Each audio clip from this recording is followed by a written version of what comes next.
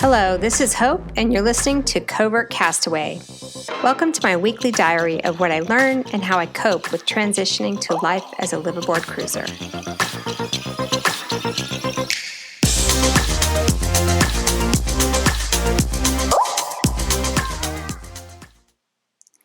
I recently had a chance to talk with Amy Alton on sailing yacht Starry Horizons, which is a 44-foot Fountain Pajot catamaran. She and her husband David have been cruising now for almost 5 years. They have a blog and a YouTube channel called Out Chasing Stars with a lot of really great information. I asked her to join my podcast and share with us what her transition was like and what it's like now.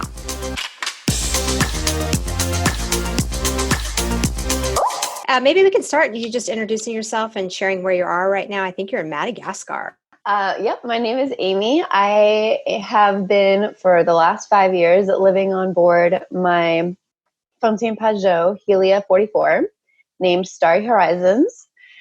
And I'm currently in Madagascar in a bay called Crater Bay, which is just outside of Hellville, the main capital of Nosy Be area.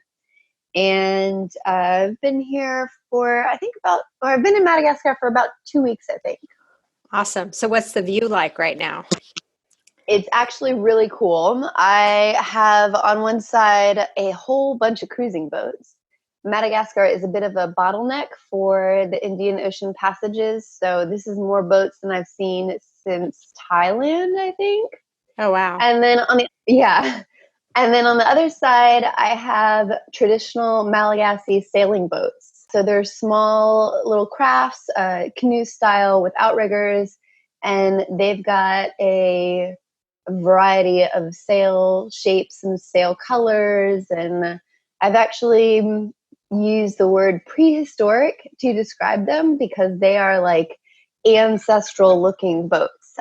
It's really amazing to see this kind of living history that we have here in the sailing traditions of the Malagasy people. That's really cool. What I wanted to do to kind of jump right in is maybe you can describe the transition a bit. You know, how did you guys get started? You know, how long did it take you to make the transition from when you made the decision to actually go? And was it a really immediate plan, or did it take you longer for other reasons, jobs and whatnot? From the start that we said, okay, this is something we are actually going to do, to when we left to go cruising was probably about 2 years in terms of actually starting to make major life changes and getting the process going. But we knew for probably about 5 years prior to moving on board that this was something that we were interested in doing. And we did have a business and we had our lives set up just like you're experiencing, and we had to go through that process of transitioning. Wow. So you had a 5-year vision, but then it ended up being something that once you decided it was about 2 years? Yeah. What were your biggest fears or concerns in the beginning, and how did these change over time, like leading up to getting on the boat? I think that the biggest issues we had were focused around the transition, because it's such a challenging time in your life to go through all this process of getting rid of your things and saying goodbye to your friends and family. And that was a big concern into how everything would play out. I also had a business and had to sell the business. That was a big concern and a huge process. And, you know, some of it turned out well and some of it didn't. And it was a challenge for sure. But then there's also the fears in regard to what your life is going to be like. And I was probably a bit busy to worry about things so much. And as with most cruising couples, this was my husband's idea. Although we were both sailors and captains, it was his idea to take this jump. So I was a little bit less worried about the actual lifestyle issues coming up. We did a few things to alleviate concerns. For example, we took a course on offshore emergency medicine, and that was kind of a big thing. And we did have quite a bit of sailing experience compared to other couples that we've seen out here. So that was a little bit easier to look at in the future and say, okay, well, can we actually do this?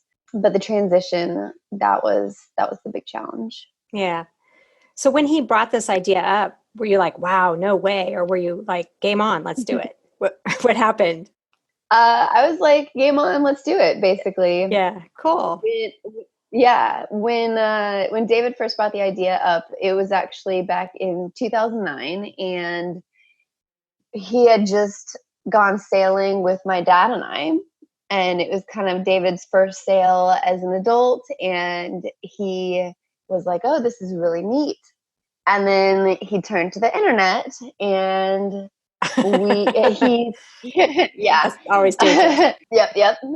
He started to look at blogs and try to understand more about the cruising or the sailing life, I should say. But then he stumbled upon people like the Bumfuzzles and the Honeymoon, and was like, hey, people do this thing where they quit their jobs and go sail around the world. This was actually before the more modern version of the sailing vlog. So Yeah. Honeymoon made videos back in the day, but Delos wasn't. Delos was in like its infancy, and Le Vagabond. Actually, I don't even think Delos was around at the very beginning of this, and Le Vagabond certainly wasn't producing videos either. So there was not like this surgence that we have now of YouTube channels. So Mm-hmm. it was very much lots of reading and lots of trying to get a feel for it in a non-visual sense more Yeah. so. So you were one of the original wave, I think, of the modern cruising sailors. That's really cool. Le Vagabond actually started their channel the same week that we did, which Oh, is funny. kind of insane. Yeah. Yeah. So, in this transition when you guys were buying the boat and I'm right in the thick of it, with my husband and I making all these decisions and we have a similar boat. Did you and David see eye to eye on everything? Like not just about the boat, but the boat brings up all these other decisions you have to make, right? So did you kind of see the world the same way and see the transition the same way, or did it create new kinds of conflict? And how did you deal with that? We both had such different roles in the beginning as we were transitioning. I had my business still and was working to sell the business. David had actually, I think about 2 years before we left, David had quit his job in the finance industry and started his own small business online, but also came to work for me. And he had more of a free time available to work on the transition process. Hmm. And that created conflict in that he was doing the research. He was very involved in the purchasing process and planning of the commissioning. And I was uh, being consulted, let's say, on things that I didn't really know very much about. And, it was tough for me because I was doing other things in a business where I knew everything because I grew up with this business. And all of a sudden, I didn't have the expertise that David did. And he was the one doing all this research and then coming to me and saying, hey, here are these two options. Like, what do you think? And I had to be like, I have no flipping clue because, And no you've done all this context, math. right? Yeah, no context. And I appreciated him trying to involve me, but it was really hard. And there were setbacks where I made a point or something and made a suggestion, but he knew better, and it went the other way. So we had to have kind of a discussion, like, are you just trying to discuss and kind of talk at me and let me hear what you're saying, and then you're working through your process verbally, or is this you actually need my input, and I have something. This is something that really is going to make a difference for me.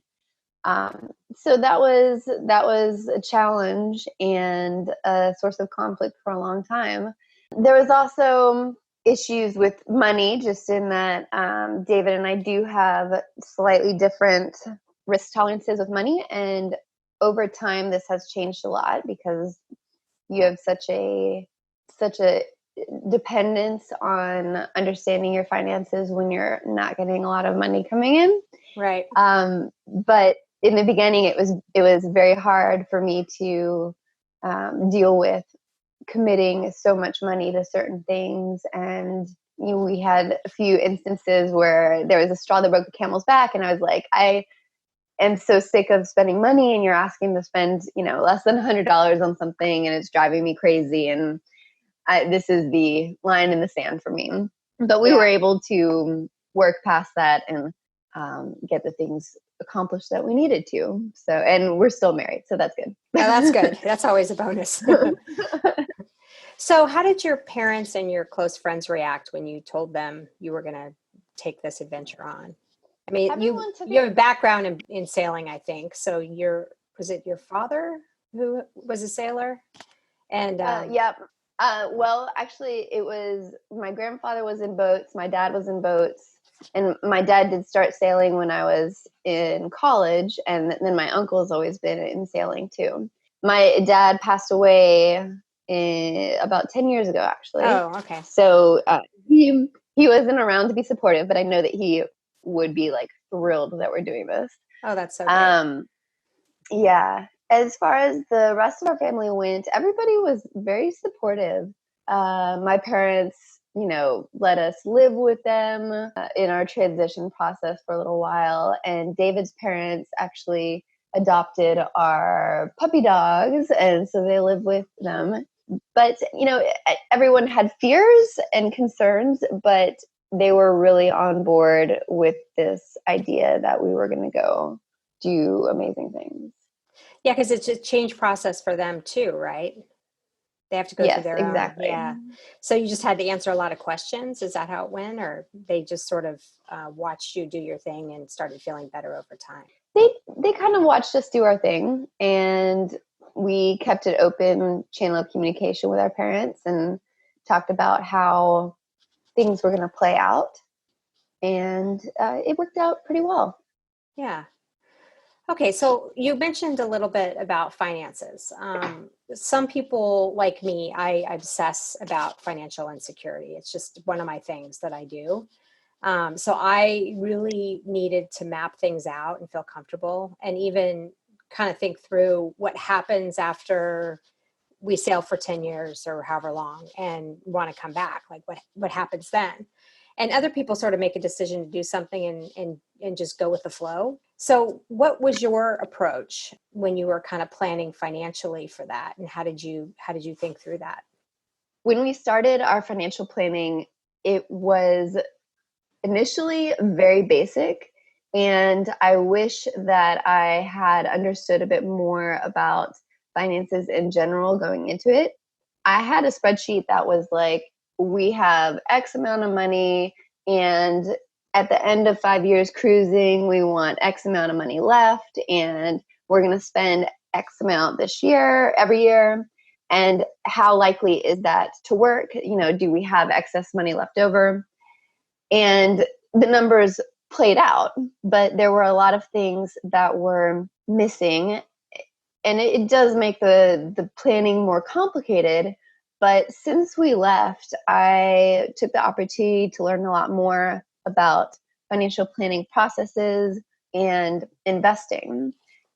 David and I both are, well, me more than David, but I'm involved in the FIRE community, which is Financial Independence Retire Early.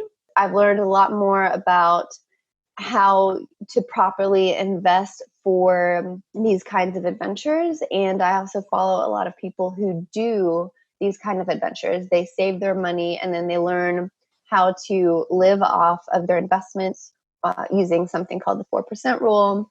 Then I was able to see some examples, and that was really helpful. Our spreadsheet has gotten a lot more complicated looking at our finances, but it's also a more solid picture for us. And that really helped me when we decided we wanted to add an additional year of cruising on. Mm-hmm. David does more investing now, and we both have a better understanding of where our portfolio sits and changes we might need to make as our time moves on. And that's so basically we've got a more solid understanding of our finances since we took off. And the plan we had at the beginning was good. We knew it was going to work. We have a lot more confidence in that plan now. Oh, that's so great. And you got to add a year. That's even better. Yeah. Yeah.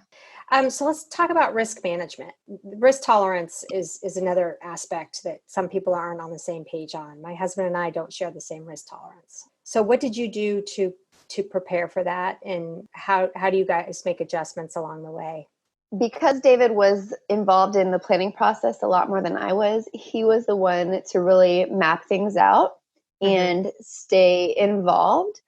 As far as handling our risk tolerance, I do think that, at least financially, I have a lower risk tolerance than David does. But as far as cruising goes, we're probably about the same level. We have had instances where, we just keep an open communication with each other and we deal with issues as they come along.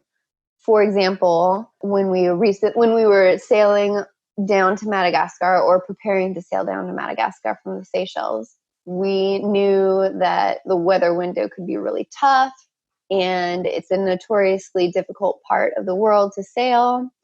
But we talked it out and we had our plan and we understood that there were certain things that we were going to do to make the passage more comfortable for us. We were going to accept a window with certain conditions or not. And David was the one that was going to make this decision. And then once you commit to it, you work together as a team to make it happen. And in the example of sailing from Seychelles to Madagascar, we ended up with good conditions, but we always have the idea in mind that we will make sacrifices for each other to get to where we need to be and to make this part of a good experience, if that makes sense. Mm-hmm. Yeah. Okay. And so if you think back, say, for the last 6 months before you were supposed to leave, what would you say were the most stressful things? You talked about a couple, but, going into that last 6 months, what were the things that kept you up at night? Looking back at it, I remember it being such a busy time and almost surreal in how complicated and insane it was. We, like you, ordered a new boat, and ordering the boat was leaps and bounds harder than we thought it would be. Yeah, for sure. Yeah. We have never bought a used cruising boat before, so we don't have a comparison, but I imagine that if you buy a used boat, you can look at the systems that are on it and say, well, this system works, this system doesn't. This system works, but it's not quite exactly what we want.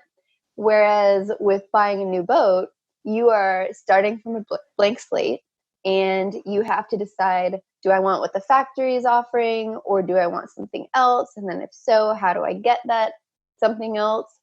And it was just an insane amount of work. David was putting a lot of time into it, and we had some issues with our dealer at the time. Mm-hmm. It was just very, very hard and very stressful. Again, I mentioned earlier that my lack of involvement made it hard for me to help out with decision making and had a hard time connecting. And that was really challenging. Saying goodbye to our friends and family, of course, was really hard. And then, as I mentioned earlier, giving our dogs to our in-laws was this huge emotional deal. So that was what the 6 months were like. They were crazy.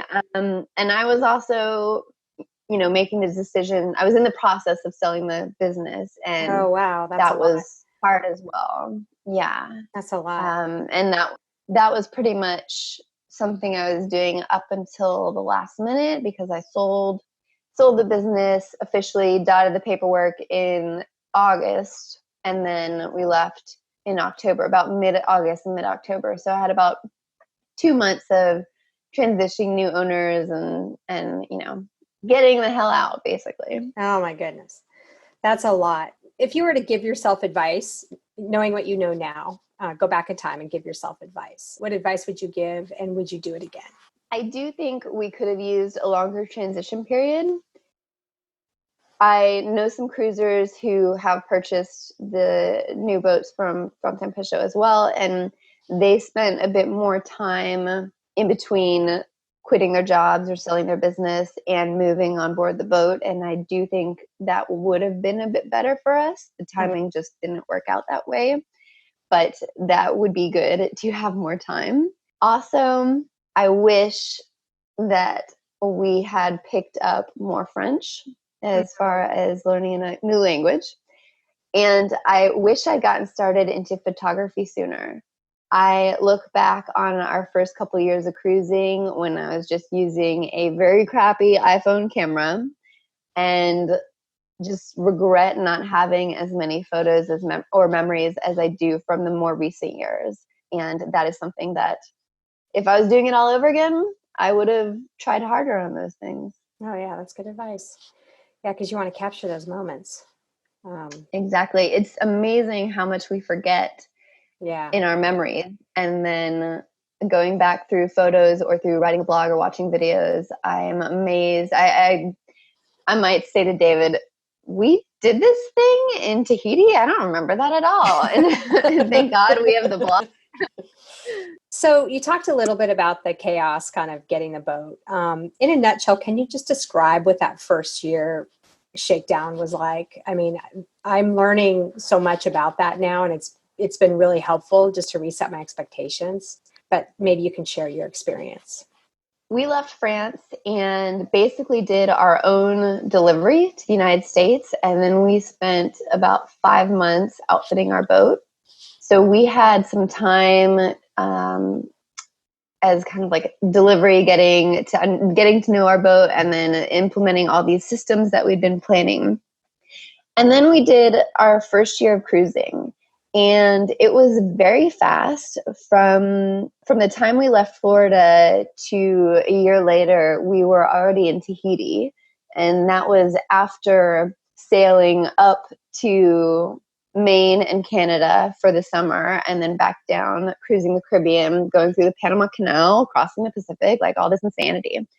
It was very fast. We covered a lot of miles, and we had our 1 year kind of initiation into what cruising was like.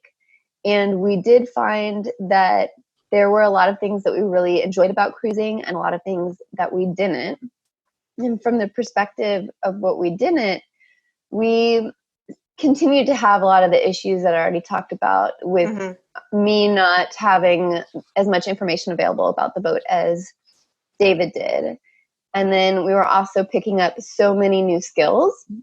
For example, when we arrived in the Bahamas, I had to, my cousin was flying in to visit us, and I needed to go pick him up. And David was doing an important project with our water maker, and I had never driven the dinghy before. And David was like, well, there's a time to learn, and it's right now. So hop in the dinghy, here's a quick lesson, and go pick up your cousin. And the whole year was full of things like that. Like, we've never done this particular aspect of cruising before, and let's figure it out. We also were learning the specific parts of our boat a lot and the way that we had set up the boat and how it needed to be tweaked more. We'd spent so much time outfitting the boat, but there's such a difference between putting what you think is helpful into play versus like experimenting with a particular piece of equipment and realizing it doesn't work the way you need to, and you need, I don't know, a $20 dinky part to get it to work the way you want it to. Right. But then there's also getting that $20 part is not as easy as it used to be. So we are learning that aspect of the cruising life and how to source parts, how to provision, how to find the things that we need in these foreign countries. We also were falling into the groove of having Starry Horizons be our whole lives, and how much smaller, ironically, our lives were now that we were cruising. Everything almost everything in our life was on the boat, and we were spending so much time on the boat with just the two of us. And that was a huge transition period into understanding what cruising was going to be like. And one of the major challenges with cruising is getting along with your partner in a limited space and in very stressful situations. We also were surprised to find that in the beginning, prior to moving on board, one of my concerns had been feeling bored or feeling unfulfilled with my life. To go from running a business that I'd known for so long and been so involved with to, I won't say an easier life, but a life where I had a lot less time constraints and a lot less importance in other people's lives. It was a massive transition change, and it did take a lot of time.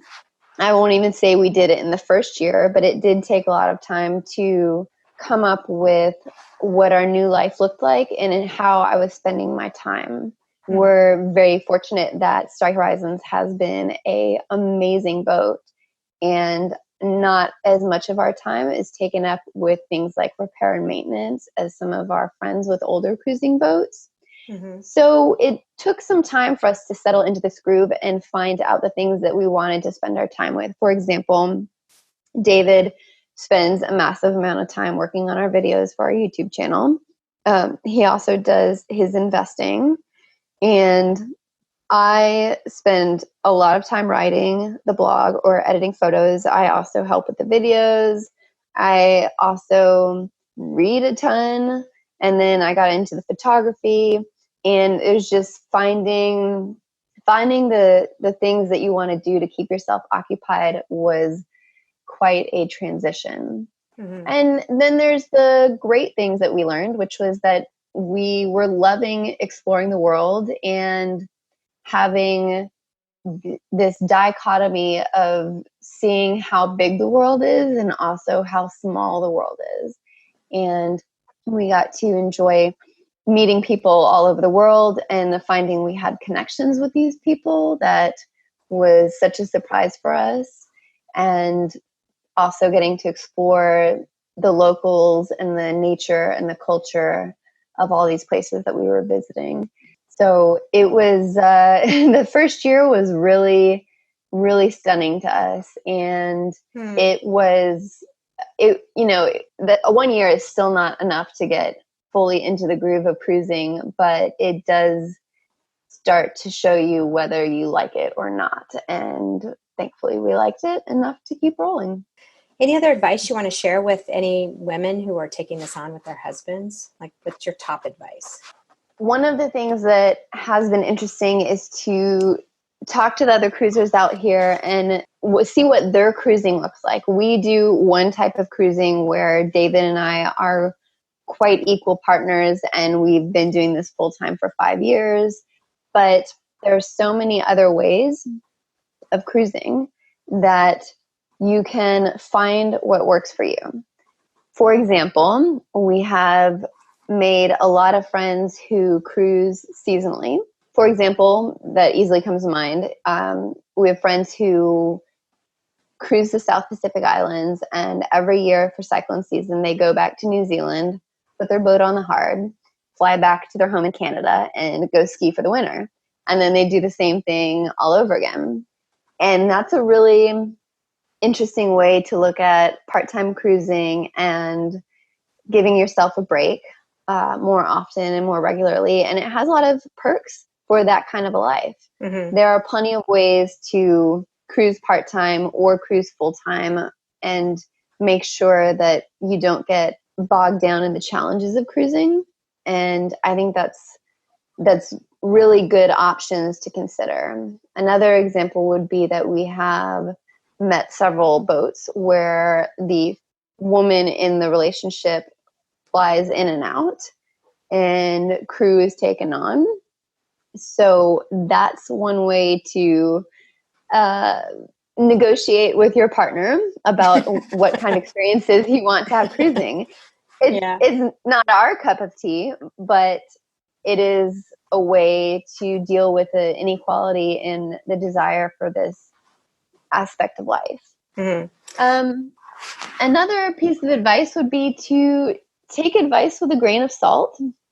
And this is really ironic coming from me because we get asked for advice a lot and we give advice a lot. But over the 5 years that we've been sailing on Starry Horizons, we've learned that people's experiences and preferences can hinge on a singularity that can never be recreated. Mm-hmm. Someone may have an amazing experience at a particular place, and then they tell you, oh, we loved Madagascar. You can't miss it. It's just such a wonderful place. But it might be that they had a particular experience with a person or a particular encounter with nature in some aspect, and it made the experience so memorable for them. Right. And it's great to have those hopes in your mind, but it's not something that you can guarantee that you can recreate. You have to take an advice with a grain of salt and understand that your experiences are always going to differ from other people's experiences, and your preferences are always going to differ from other people's preferences. And you have to find a middle ground to avoid being disappointed or, feeling a lack of accomplishment, I suppose. Yeah, that's been a little bit of the things I've been learning just as I'm going through this process, is just really to manage my expectations. Because I think they can be deadly for sure. I so much appreciate your time. I really appreciate you calling in and spending your time with me and sharing your story. And I've been really loving following you, and thank you for answering my questions too. Thank you for having me, Hope. I really appreciate it. Yeah. And where can people find you? We have our YouTube channel, which is Out Chasing Stars. We also have our blog, outchasingstars.com, and we have a Facebook page and Instagram page. So you can follow us everywhere. Thank you for listening. If you like this podcast, please subscribe, like, or share with another Covert Castaway. Fair winds for now.